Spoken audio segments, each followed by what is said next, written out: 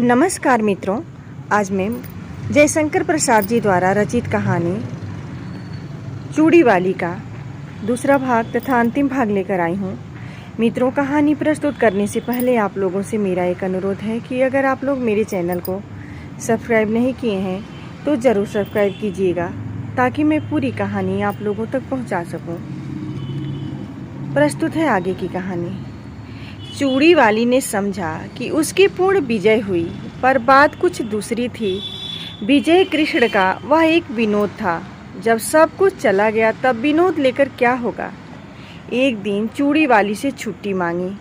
उसने कहा, कमी किस बात की है, मैं तुम्हारी ही हूँ और सब विभव भी तुम्हारा है। विजय कृष्ण ने कहा, मैं वेश्या की दी हुई जीविका से पेट पालने में असमर्थ हूँ। चूड़ी वाली बिलखने लगी, विनय किया, रोई, गिड़गिड़ाई, पर विजय कृष्ण चले ही गए। वह सोचने लगी कि अपना व्यवसाय और विजय की गृहस्थी बिगाड़कर जो सुख खरीदा था उसका कोई मूल्य नहीं।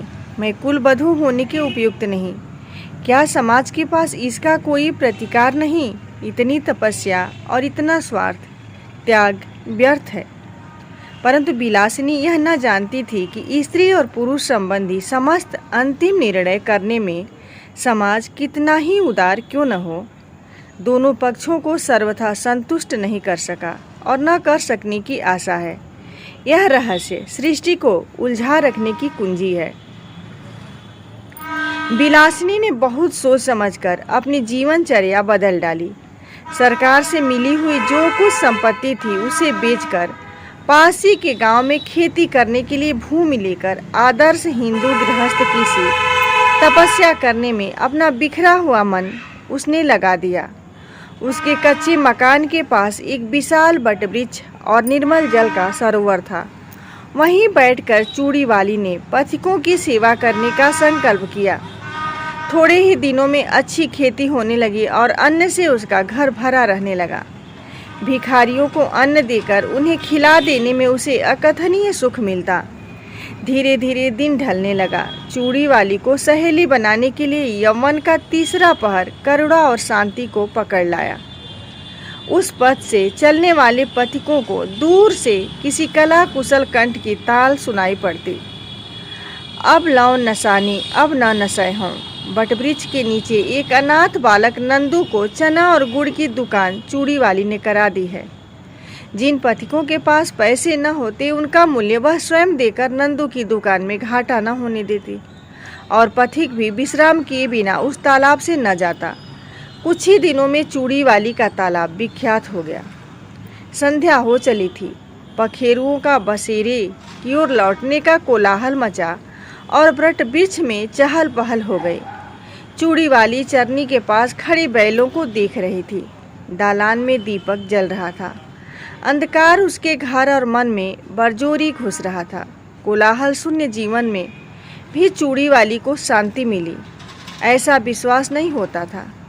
पासी उसकी पिंडुलियों से सिर रगड़ता हुआ कलवा दुम हिला रहा था। सुखिया उसके लिए घर में से कुछ खाने को ले आई थी, पर कलवा उधर न देखकर अपनी स्वामिनी से स्नेह जता रहा था। चूड़ी वाली ने हंसते हुए कहा, चल, तेरा दुलार हो चुका, जा खा ले।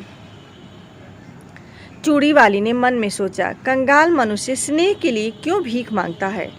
वह स्वयं नहीं करता, नहीं तो तृण विरुद्ध तथा पशु पक्षी भी तो स्नेह करने के लिए प्रस्तुत हैं। इतने में नंदू ने आकर कहा, माँ, एक बटोही बहुत थका हुआ अभी आया है। भूख के मारे वह जैसे शिथिल हो गया है। तूने क्यों नहीं दे दिया। लेता ही नहीं, कहता है तू बड़ा गरीब लड़का है, तुझसे न लूँगा। चूड़ी वाली वटवृक्ष की ओर चल पड़ी। अंधेरा हो गया था। पथिक जड़ का सहारा लेकर लेटा था। चूड़ी वाली ने हाथ जोड़कर कहा, महाराज, आप कुछ भोजन कीजिए। तुम कौन हो। पहले की एक वेश्या। छी, मुझे पड़े रहने दो। मैं नहीं चाहता कि तुम मुझसे बोलो भी, क्योंकि तुम्हारा व्यवसाय कितनी ही सुखी घरों को उजाड़कर शमशान बना देता है। महाराज, हम लोग तो कला के व्यवसायी हैं।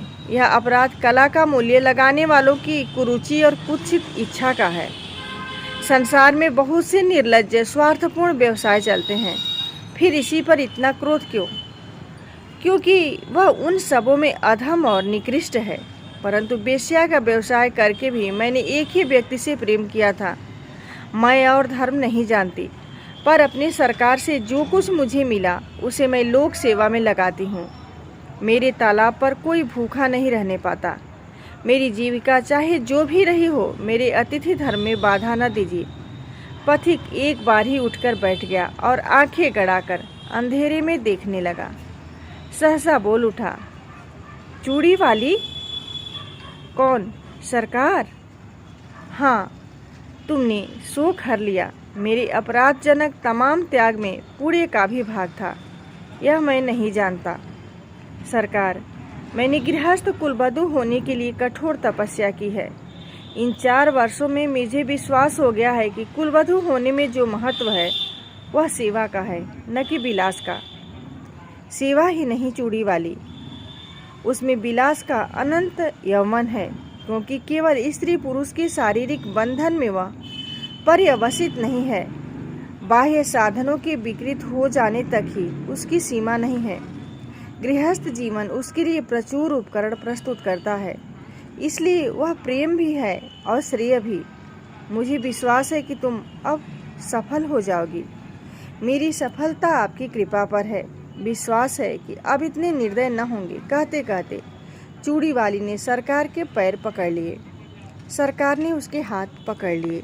मित्रों, अगर कहानी पसंद आई हो तो आप लाइक कमेंट जरूर कीजिएगा। धन्यवाद।